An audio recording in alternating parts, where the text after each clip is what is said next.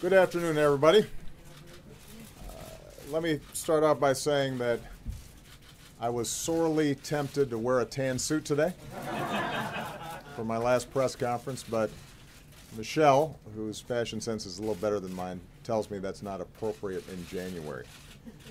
I covered a lot of the ground that I would want to cover in my farewell address last week, so I'm just going to say a couple of quick things before I start taking questions. First, we have been in touch with the Bush family today after hearing about President George H.W. Bush and Barbara Bush being admitted to the hospital this morning. They have not only dedicated their lives to this country, they have been a constant source of friendship and support and good counsel for Michelle and me over the years. They are as fine a couple as we know. And so we want to send our prayers and our love to them. Really good people. Second thing I want to do is to thank all of you. Some of you have been covering me for a long time. There's folks like Christy and Lynn. Some of you, I've just gotten to know. We have traveled the world together. We've hit a few singles, a few doubles together. I've offered advice that I thought was pretty sound, like don't do stupid stuff. And even when you complained about my long answers, I just want you to know that the only reason they were long was because you asked six-part questions. But I have enjoyed working with all of you. That does not, of course, mean that I've enjoyed every story that you have filed, but that's the point of this relationship. You're not supposed to be sycophants. You're supposed to be skeptics. You're supposed to ask me tough questions. You're not supposed to be complimentary, but you're supposed to cast a critical eye on folks who hold enormous power and make sure that we are accountable to the people who sent us here. And you have done that. And you've done it, for the most part, in ways that I could appreciate for fairness, even if I didn't always agree with your conclusions. And having you in this building has made this place work better. It keeps us honest. It makes us work harder. You have made us think about how we are doing what we do and whether or not we're able to deliver on what's been requested by our constituents. And for example, every time you've asked, why haven't you cured Ebola yet, or why is there that hole in the Gulf, it has given me the ability to go back to my team and say, will you get this solved before the next press conference? I've spent a lot of time on in my farewell address talking about the state of our democracy. It goes without saying that essential to that is a free press. That is part of how this place, this country, this grand experiment in self-government has to work. It doesn't work if we don't have a well-informed citizenry. And you are the conduit through which they receive the information about what's taking place in the halls of power. So America needs you, and our democracy needs you. We need you to establish a baseline of facts and evidence that we can use as a starting point for the kind of reasoned and informed debates that ultimately lead to progress. And so my hope is that you will continue with the same tenacity that you showed us to do the hard work of getting to the bottom of stories and getting them right, and to push those of us in power to be the best version of ourselves, and to push this country to be the best version of itself. I have no doubt that you will do so. I'm looking forward to being an active consumer of your work rather than always the subject of it. I want to thank you all for your extraordinary service to our democracy, and with that, I will take some questions. And I will start with Jeff Mason, whose term apparently is not up. I thought, we'd be going out together, brother, but you got to hang around for a while. I'm staying put. Jeff Mason, Reuters. Thank you, sir. Are you concerned, Mr. President, that commuting Chelsea Manning's a sentence. We'll send a message that leaking classified material will not generate a tough sentence to groups like WikiLeaks. How do you reconcile that in light of WikiLeaks' connection to Russia's hacking in last year's election? And related to that, Julian Assange has now offered to come to the United States. Are you seeking that, and would he be charged or arrested if he came here? Well, first of all, let's be clear. Chelsea Manning has served a tough prison sentence. So the notion that the average person who was thinking about disclosing vital classified information would think that it goes unpunished, I don't think would get that impression from the sentence that Chelsea Manning has served. It has been my view that given she went to trial, that due process was carried out, that she took responsibility for her crime, that the sentence that she received was very disproportionate relative to what other leakers had received, and that she had served a significant amount of time, that it made sense to commute and not pardon her sentence. And I feel very comfortable that justice has been served and that a message has still been sent that when it comes to our national security, that wherever possible, we need folks who may have legitimate concerns about the actions of government or their superiors or the agencies in which they work, that they try to work through the established channels and avail themselves of the whistleblower protections that have been put in place. I recognize that there's some folks who think they're not enough, and I think all of us, when we're working in big institutions, may find ourselves at times at odds with policies that are set. But when it comes to national security, we're often dealing with people in the field whose lives may be put at risk, or the safety and security and the ability of our military or our intelligence teams or our embassies to function effectively. And that has to be kept in mind. So with respect to WikiLeaks, I don't see a contradiction. First of all, I haven't commented on WikiLeaks generally. The conclusions of the intelligence community with respect to the Russian hacking were not conclusive as to whether WikiLeaks was witting or not in being the conduit through which we heard about the DNC emails that were leaked. I don't pay a lot of attention to Mr. Assange's tweets, so that wasn't a consideration in this instance, and I refer you to the Justice Department for any criminal investigations, indictments, extradition issues that may come up with him. What I can say broadly is that in this new cyber age, we're going to have to make sure that we continually work to find the right balance of accountability and openness and transparency that is the hallmark of our democracy, but also recognize that there are adversaries and bad actors out there who want to use that same openness in ways that hurt us, whether that's in trying to commit financial crimes or trying to commit acts of terrorism, or folks who want to interfere with our elections. And we're going to have to continually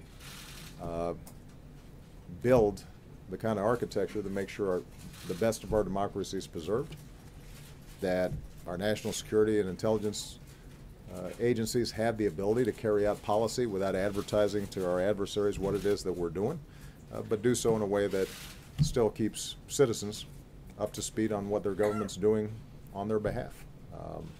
But with respect to Chelsea Manning, I looked at the particulars of this case the same way I have the other commutations and pardons that I've done, and I felt that in light of all the circumstances that commuting her sentence was entirely appropriate. Margaret Brennan. Mr. President. There you go. Thank you. The President-elect has said that he would consider lifting sanctions on Russia if they substantially reduce the nuclear stockpile. Given your own efforts at arms control, do you think that's an effective strategy? Knowing this office and Mr. Trump, how would you advise his advisors to help him be effective when he deals with Vladimir Putin? And given your actions recently on Russia, do you think those sanctions should be viewed as leverage? Well, a couple of things. Number one, I think it is in America's interest and the world's interest that we have a constructive relationship with Russia. That's been my approach throughout my presidency. Where our interests have overlapped, we've worked together. At the beginning of my term, I did what I could to encourage Russia to be a constructive member of the international community, and tried to work with the president and the government of Russia in helping them diversify their economy, improve their economy, use the incredible talents of the Russian people in more constructive ways. I think it's fair to say that after President Putin came back into the presidency, that an escalating anti-American rhetoric and an approach to global affairs that seemed to be premised on the idea that whatever America's trying to do must be bad for Russia, and so we want to try to counteract whatever they do. That return to an adversarial spirit that I think existed during the Cold War has made the relationship more difficult. And it was hammered home when Russia went into Crimea and portions of Ukraine. The reason we imposed the sanctions, recall, was not because of nuclear weapons issues. It was because the independence and sovereignty of a country, Ukraine, had been encroached upon by force by Russia. That wasn't our judgment. That was the judgment of the entire international community. And Russia continues to occupy Ukrainian territory and meddle in Ukrainian affairs and support military surrogates who have violated basic international law and international norms. What I've said to the Russians is, as soon as you stop doing that, the sanctions will be removed. And I think it would probably best serve not only American interests, but also the interests of preserving international norms if we made sure that we don't confuse why these sanctions have been imposed with a whole set of other issues. On nuclear issues, in my first term, we negotiated the START II treaty, and that has substantially reduced our nuclear stockpiles, both Russia and the United States. I was prepared to go further. I told President Putin I was prepared to go further. They have been unwilling to negotiate. If President-elect Trump is able to restart those talks in a serious way, I think there remains a lot of room for our two countries to reduce our stockpiles. And part of the reason we've been successful on our non-proliferation agenda and on our nuclear security agenda is because we were leading by example. I hope that continues. But I think it's important just to remember that the reason sanctions have been put in place against Russia has to do with their actions in Ukraine.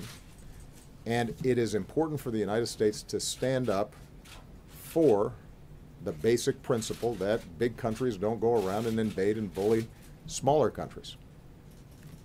I've said before, I expect Russia and Ukraine to have a strong relationship. They are historically bound together in all sorts of cultural and social ways, but Ukraine is an independent country.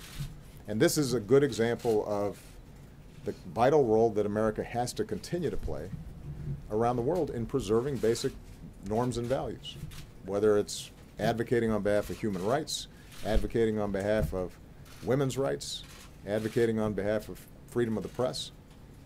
You know, the United States has not always been perfect in this regard. There are times where we, by necessity, are dealing with allies or friends or partners who themselves are not meeting the standards that we would like to see met when it comes to international rules and norms.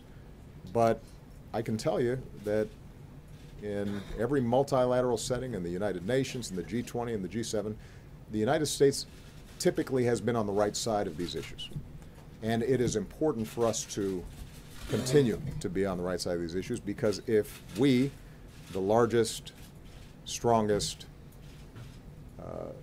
country and democracy in the world, are not willing to stand up on behalf of these values, then certainly China, Russia, and others will not. Kevin Cork. Thank you, Mr. President.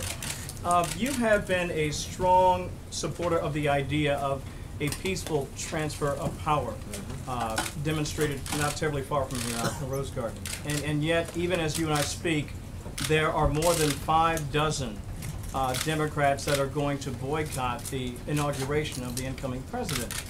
Do you support that? And what message would you send to Democrats to better demonstrate the peaceful transfer of power? And if I could follow, I wanted to ask you about your conversations with the president-elect previously, and without getting into too much of the personal side of it, I'm just curious, were you able to use that opportunity to convince him to take a fresh look at some of the important ideas that you will leave this office with, maintaining some semblance of the Affordable Care Act, some idea of keeping dreamers here in the country without fear of deportation? Were you able to use personal stories to try to convince him, and how successful were you? Well, I won't go into the details of my conversations with President-elect Trump. As I've said before, they are cordial. At times they've been fairly lengthy, and they've been substantive. I can't tell you how convincing I've been. I think you'd have to ask him whether I've been convincing or not. I have offered my best advice, counsel, about certain issues, both foreign and domestic. And you know, my working assumption is that having won an election opposed to a number of my initiatives and certain aspects of my vision for where the country needs to go, it is appropriate for him to go forward with his vision and his values. And I don't expect that there's going to be enormous overlap. It may be that on certain issues, once he comes into office and he looks at the complexities of how to, in fact, provide health care for everybody, something he says he wants to do, or wants to make sure that he is encouraging job creation and wage growth in this country, that may lead him to some of the same conclusions that I arrived at once I got here. But I don't think we'll know until he has an actual chance to get sworn in and sit behind that desk.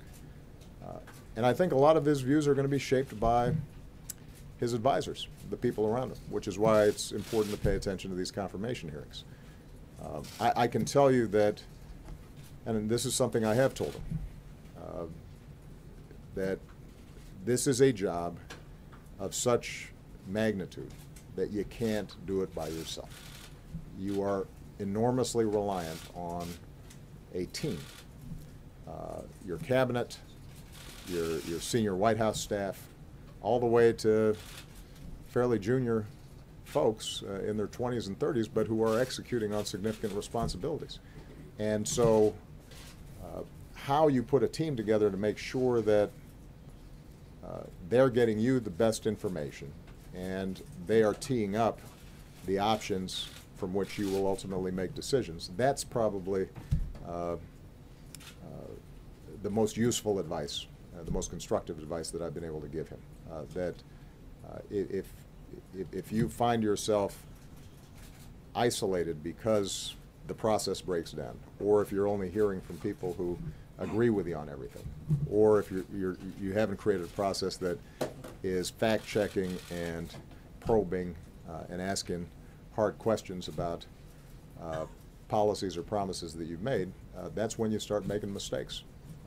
And as I indicated in some of my previous remarks, reality has a way of biting back if you're not paying attention to it.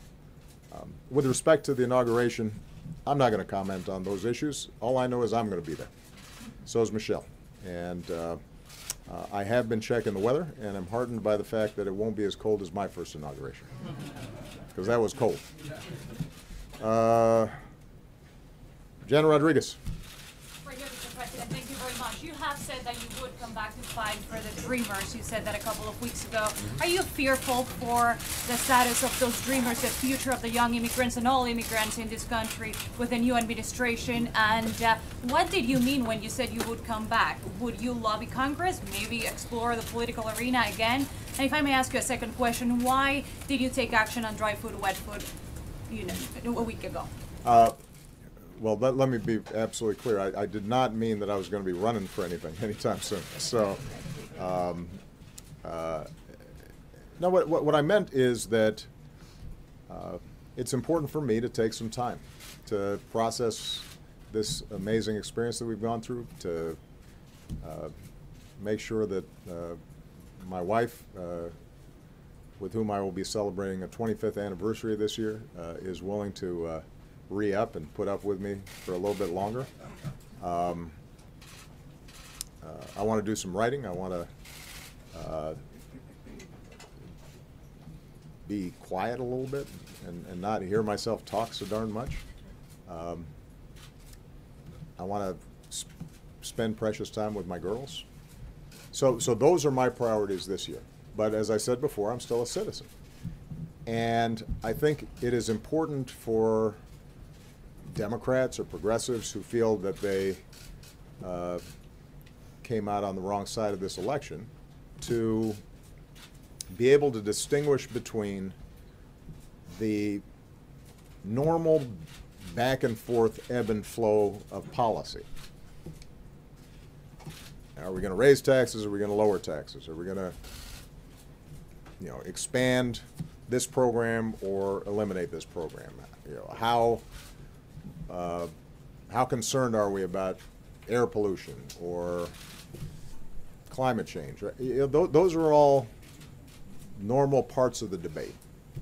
And as I've said before, in a democracy, sometimes you're going to win on those issues and sometimes you're going to lose. I'm confident about the rightness of my positions on a lot of these points, but we got a new president and a Congress that are going to make their same determinations, and there will be a back and forth in Congress around those issues, and you guys will report on all that.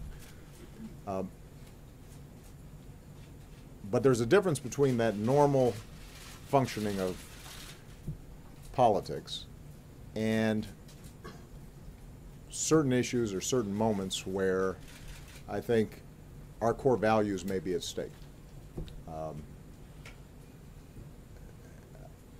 I put in that category if I saw systematic discrimination being ratified in some fashion. I put in that category explicit or functional obstacles to people being able to vote, to exercise their franchise. I'd put in that category institutional efforts to silence dissent or the press. And for me, at least, I would put in that category efforts to round up kids who have grown up here and for all practical purposes are American kids and send them someplace else. When they love this country, they are our kids' friends and their classmates, and are now entering into community colleges or in some cases serving in our military. The notion that we would just arbitrarily or because of politics punish those kids when they didn't do anything wrong themselves, I think would be something that would merit me speaking out. It doesn't mean that I would get on the ballot anywhere. With respect to wet foot, dry foot, we underwent a monumental shift in our policy towards Cuba. My view was, after 50 years of a policy not working, it made sense for us to try to reopen diplomatic relations, to engage a Cuban government, to be honest with them about the strong disagreements we have around political repression and treatment of dissenters and freedom of press and freedom of religion, but that to make progress for the Cuban people, our best shot was to suddenly have the Cuban people interacting with Americans and seeing the incredible success of the Cuban American community and engaging in commerce and business and trade. And that it was through that process of opening up these bilateral relations that you would see over time serious and significant improvement. Given that that shift in the relationship, the policy that we had in place with wet foot, dry foot, which treated Cuban emigres completely different from folks from El Salvador or Guatemala or Nicaragua or any other part of the world, one that made a distinction between whether you got here by land or by foot, that was a carryover of a old way of thinking that didn't make sense in this day and age, particularly as we're opening up travel between the two countries. And so, we had very lengthy consultations with the Department of Homeland Security. We had some tough negotiations with the Cuban government, but we arrived at a policy which we think is both fair and appropriate to the changing nature of the relationship between the two countries. Nadia, Gobasi. Thank you, sir. I appreciate the opportunity, and I want to wish you and your family best of luck in the future. Thank you. Mr. President, you have been criticized and even personally attacked for the UN Security Council resolution that considered Israeli settlements illegal and an obstacle to peace. Mr. Trump promised to move the embassy to Jerusalem. He appointed an ambassador that doesn't believe in a two-state solution. How worried are you about the U.S. leadership in the Arab world and beyond as an honest broker? Will this ignite a third intifada? Will this even protect Israel? And in retrospect, do you think that you should have held Israel more accountable, like President Bush Sr. did with the loan guarantees? Thank you.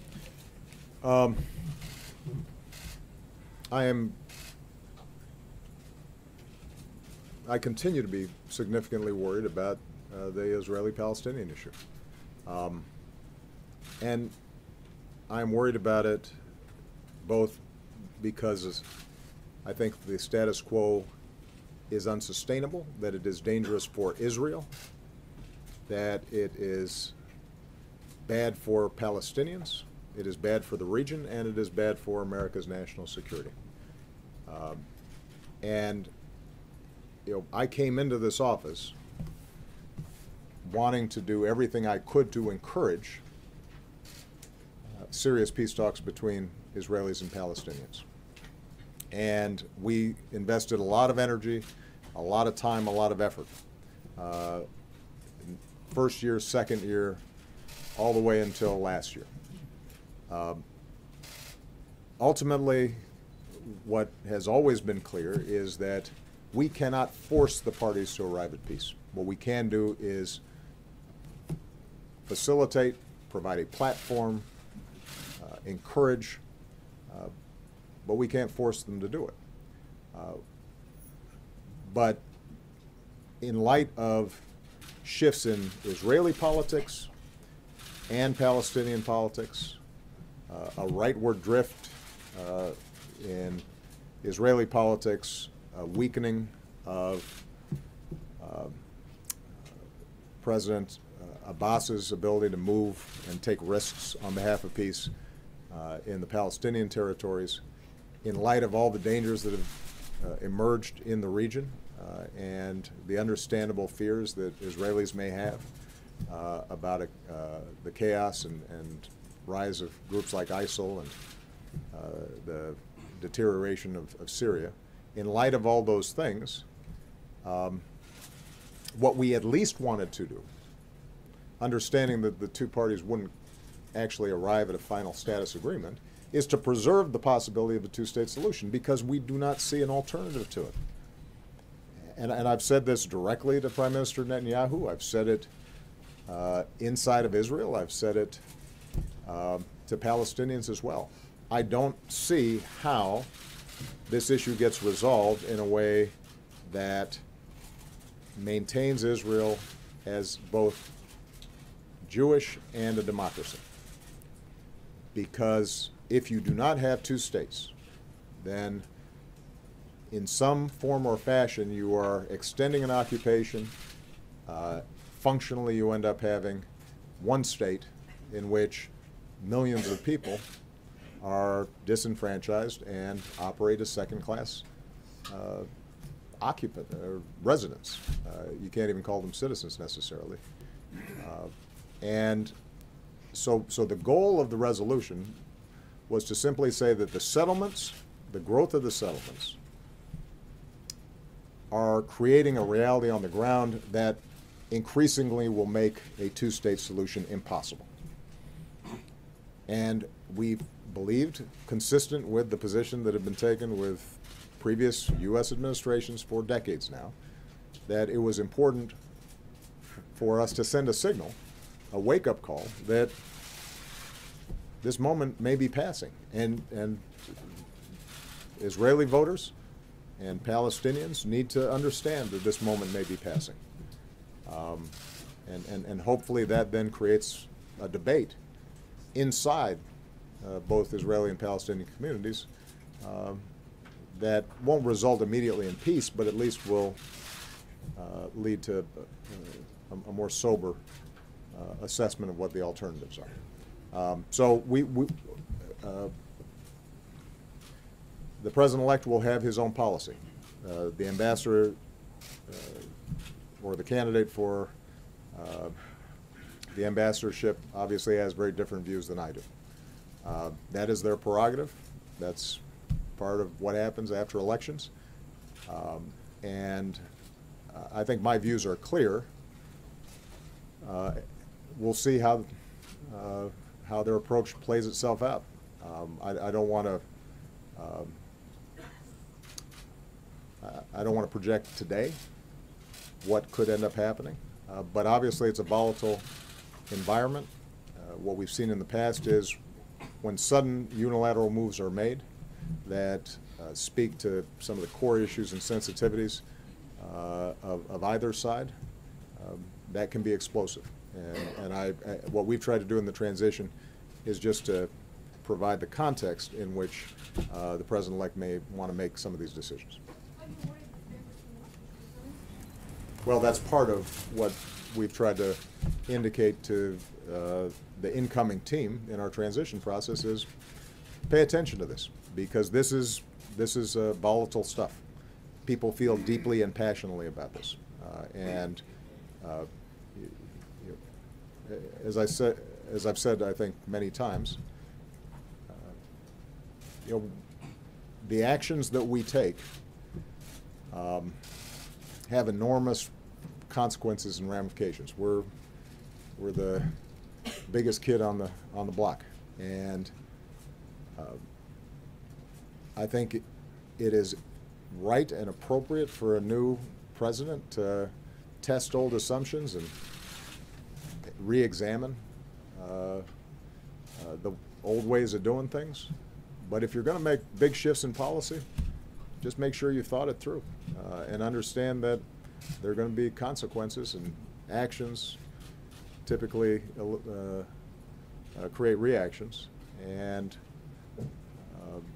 so you want to be intentional about it. You don't want to do things off the cuff when it comes to an issue this volatile.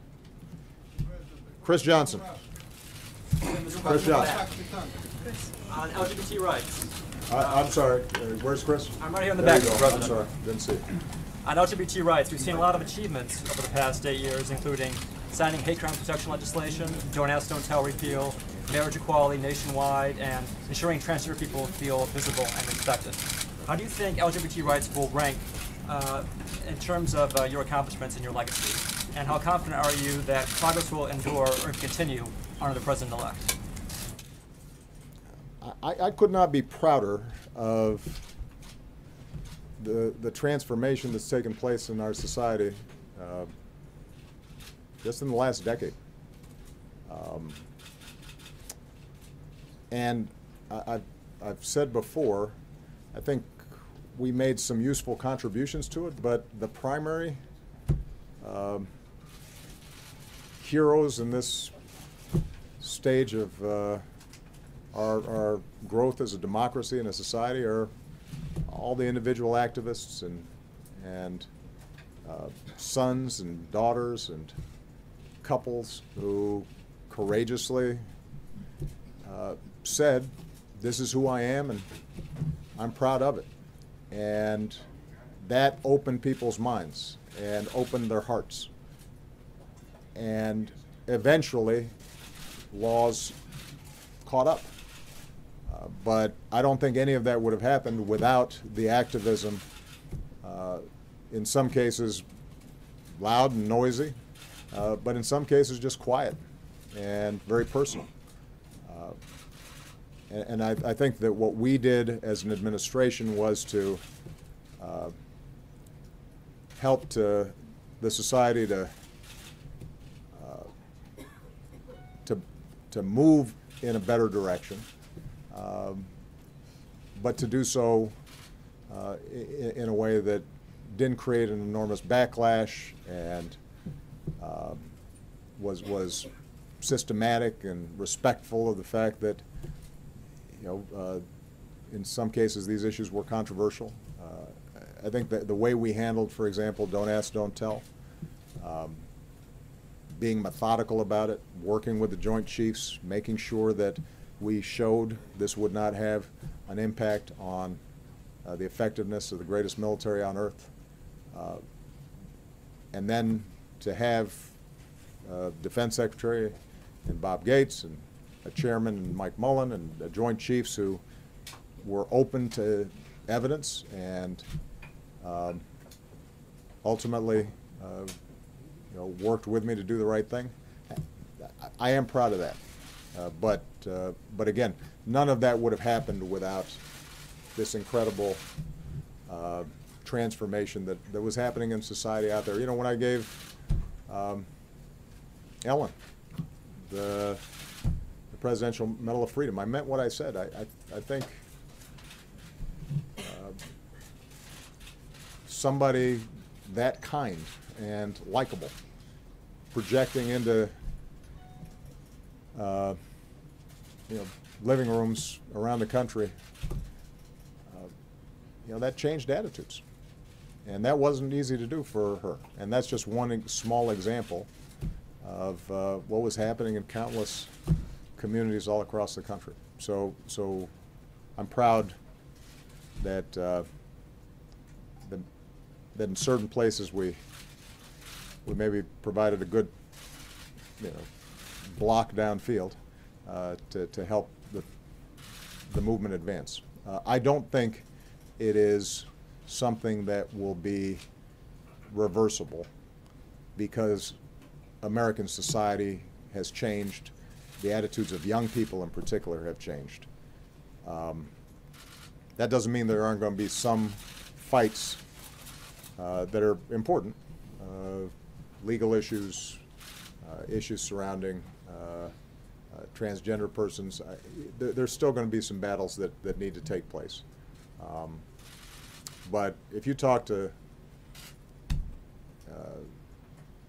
young people, Malia, Sasha's generation, even if they're Republicans, even if they're conservative, many of them would tell you, I don't understand how you would discriminate against somebody because of sexual orientation. That's just sort of burned into them in pretty powerful ways. Sir? April Ryan. Thank you, Mr. President. Long before today, you've been considered a rights president. Under your watch, people have said that you have expanded the rubber band of inclusion, and with the election and the incoming administration, people are saying that rubber band has recoiled and maybe is even broken. And I'm thinking back to a time on Air Force One going to Selma, Alabama, when you said your job was to close the gaps that remain. And with that, what gaps still remain when it comes to rights issues on the table? And also, what part will you play in fixing those gaps in your new life? And lastly, you are the first black president. Do you expect this country will see this again? Well, I'll answer the last question first. I think we're going to see people of merit rise up from every race, faith, corner of this country, because that's America's strength. When we have everybody getting a chance and everybody's on the field, we end up being better. I think I've used this analogy before. We killed it in the Olympics in Brazil. And Michelle and I, we always have the Olympic team here. And it's a lot of fun, first of all, just because, anytime you're meeting somebody who's the best at anything, it's impressive. And these mostly very young people are all just so healthy looking, and they just beam and exude fitness and health. And so we have a great time talking to them. But they are of all shapes, sizes, colors. The genetic diversity that is on display is remarkable.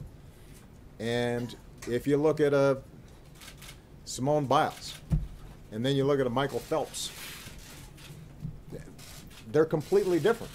And it's precisely because of those differences that we've got people here who can excel at any sport. And by the way, more than half of our medals came from women. And the reason is because we had the foresight several decades ago with something called Title IX to make sure that women got opportunities in sports, which is why our women compete better, because they have more opportunities than folks in other countries.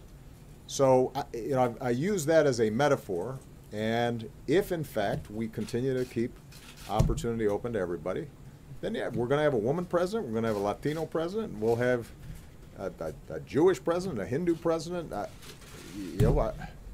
Who knows who we're going to have? I suspect we'll have a whole bunch of mixed up presidents at some point that nobody really knows what to call them. And that's fine. Now, what do I worry about? I obviously spent a lot of time on this, April, at my farewell address on Tuesday, so I won't go through the whole list. I worry about inequality because I think that if we are not investing in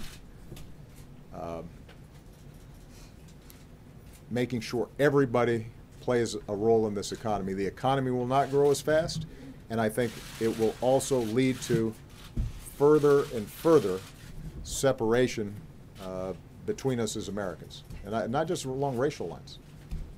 I mean, there are a whole bunch of folks who voted for the president-elect because they feel forgotten and disenfranchised. They feel as if they're being looked down on. They feel as if their kids aren't going to have the same opportunities as they did. And you don't want to have an America in which a very small sliver of people are doing really well, and everybody else is fighting for scraps, as I said last week. Because that's oftentimes when racial divisions get magnified, because people think, well, the only way I'm going to get ahead is if I make sure somebody else gets less, somebody who doesn't look like me or doesn't worship in the same place I do. That's not a good recipe for our democracy. I worry about, as I said in response to a previous question, making sure that the basic machinery of our democracy works better. We are the only country in the advanced world that makes it harder to vote rather than easier.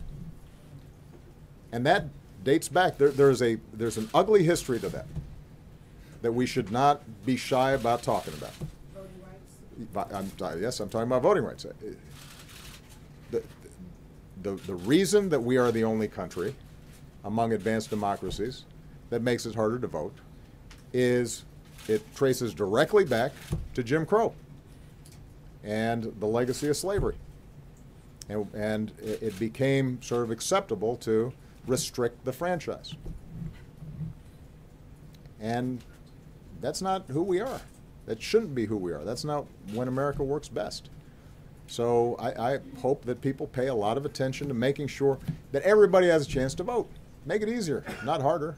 This whole notion of election or voting fraud, this is something that has constantly been disproved.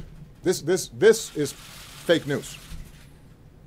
The notion that there are a whole bunch of people out there who are going out there and are not eligible to vote and want to vote. We have the opposite problem. We have a whole bunch of people who are eligible to vote who don't vote. And so the idea that we put in place a whole bunch of barriers to people voting doesn't make sense. And then as I've said before, political gerrymandering that makes your vote matter less because politicians have decided you live in a district where everybody votes the same way you do, so that these aren't competitive races, and we get 90% Democratic districts, 90% Republican districts. That's bad for our democracy too. I worry about that.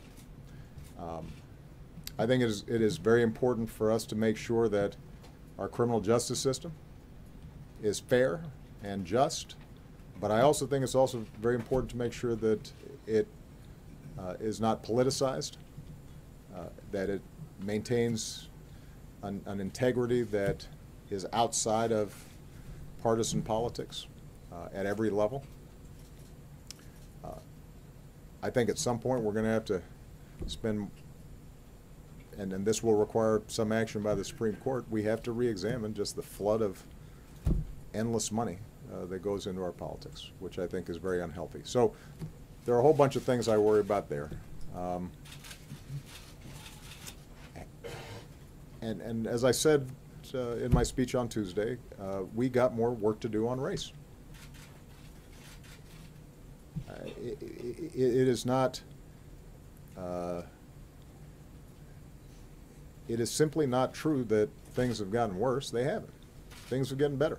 And I have more confidence on racial issues in the next generation than I do in our generation or the previous generation. I think kids are smarter about it. They're more tolerant. They are more inclusive by instinct than we are. And hopefully my presidency maybe help that along a little bit. But, you know, when we feel stress, when we feel pressure,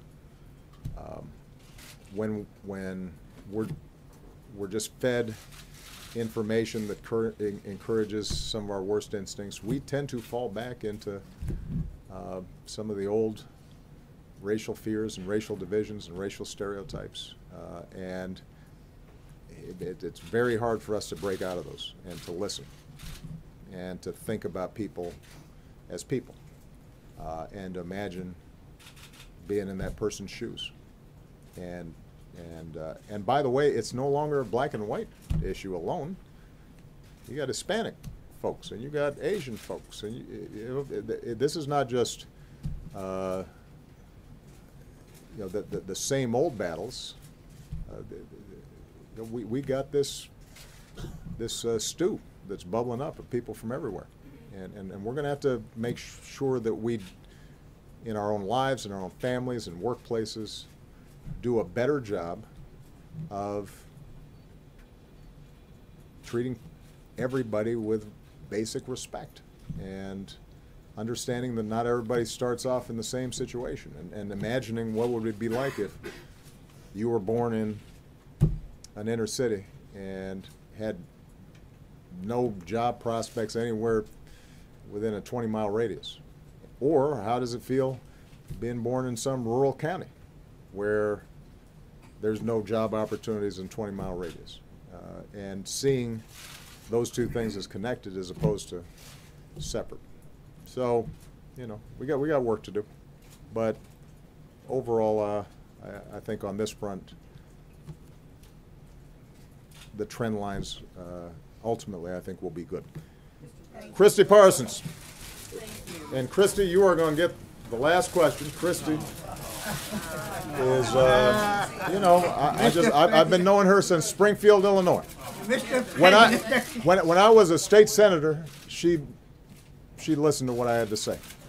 So the least I can do is give her the last question as President of the United States. Go ahead. 217 number still works. So. Yeah, there you go. Go ahead. Well, thank you, Mr. President. It has been an honor. Thank you. And I have a personal question for you because I know how much you like this. The First Lady put the stakes of the 2016 election in very personal terms in a speech that resonated across the country.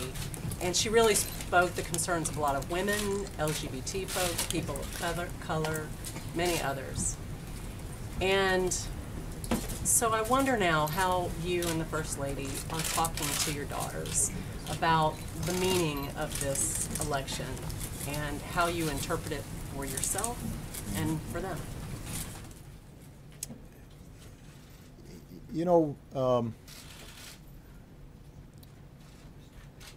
Every parent brags on their daughters or their sons.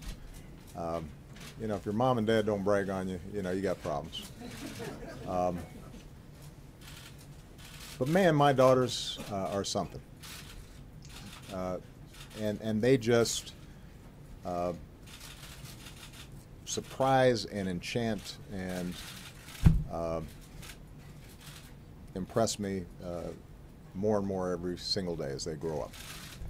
And so these days when we talk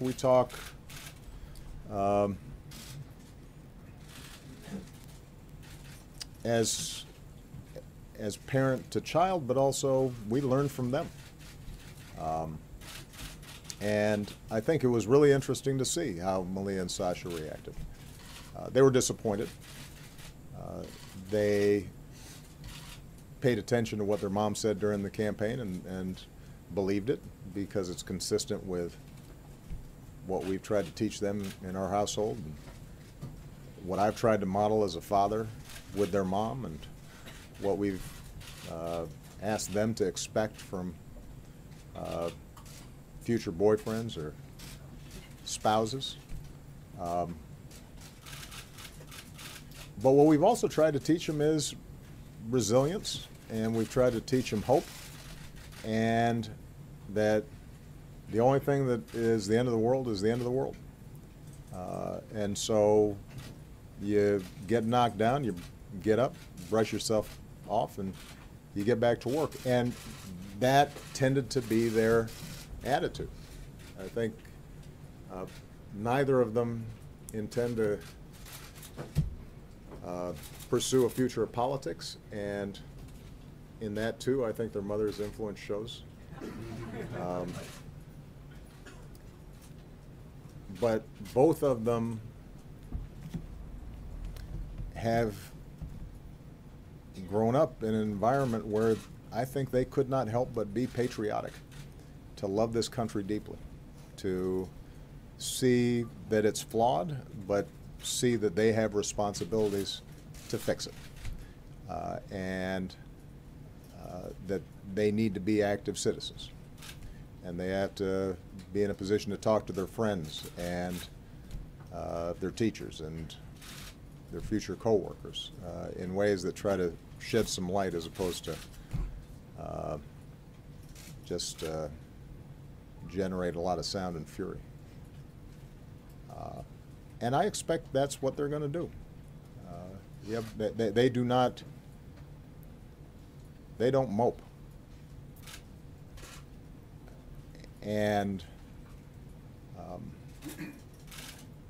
what I really am proud of them,